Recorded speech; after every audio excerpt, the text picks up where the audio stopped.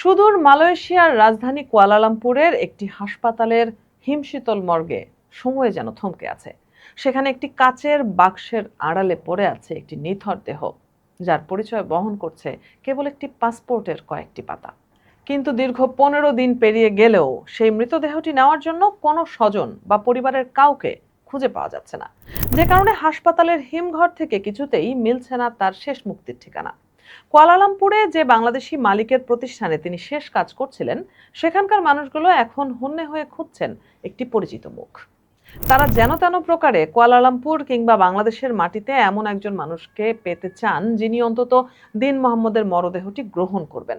পাসপোর্টে স্থায়ী ঠিকানা হিসেবে কুমিল্লার যে এলাকার নাম উল্লেখ করা হয়েছে, সেখানকার ইউনিয়ন পরিষদ চেয়ারম্যানও এক অদ্ভুত গোলক ধাঁধায় পড়েছেন। তিনি বহু খোঁজাখুঁজির পরেও ওই এলাকায় দিন মোহাম্মদ নামের বা আব্দুল হক নামের কোনো পিতার সন্তানকে খুঁজে পাননি। অথচ কুয়ালালামপুরের বাংলাদেশ মিশনের কর্মকর্তারা বলছেন তারা এই মৃত্যুর খবর পেয়েছেন এবং স্বজনদের খুঁজে বের করতে কাজ শুরু করেছেন। অন্যদিকে ঢাকার প্রবাসী কল্যাণ প্রতিমন্ত্রী নুরুল হক নূর জানিয়েছেন, যদি কোনো স্বজন বা অভিভাবকের সন্ধান মেলে, তবে মরদেহটি ঢাকায় ফিরিয়ে আনতে সব ধরনের সহযোগিতা করা হবে।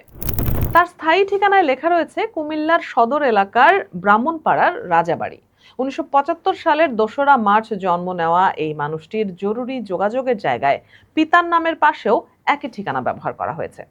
কিন্তু স্থানীয় চেয়ারম্যান ফরিদ উদ্দিন সাফ জানিয়ে দিয়েছেন যে তিনি তার এলাকার কম বেশি সবাইকে চেনেন এবং রাজাবাড়ি পাড়ায় এই নামের কাউকে তিনি কখনো দেখেননি। পাসপোর্টের টেলিফোন নম্বরের জায়গায় কেবল 0088 লেখা রয়েছে, যা কোনো প্রকৃত যোগাযোগের মাধ্যম হতে পারে না। তবে তার সহকর্মীদের দাবি, দিন মোহাম্মদ বিগত প্রায় 2 দশক ধরে মালয়েশিয়াতেই বসবাস করে আসছেন। নির্মাণ শ্রমিক হিসেবে কাজ করা দিন মোহাম্মদ মৃত্যুর মাত্র 19 দিন আগে নতুন একটি প্রতিষ্ঠানে যোগ দিয়েছিলেন। তার প্রতিষ্ঠানের সুপারভাইজার মোস্তফা আহমদ জানান, গত 25শে জুলাই রাতে কাজ শেষে ঘুমাতে যাওয়ার পর ভোরে গোসলখানার সামনে তাকে অচেতন অবস্থায় পাওয়া যায়। হাসপাতালে নেয়ার পর চিকিৎসকরা জানান যে তিনি স্ট্রোক করে মারা গেছেন।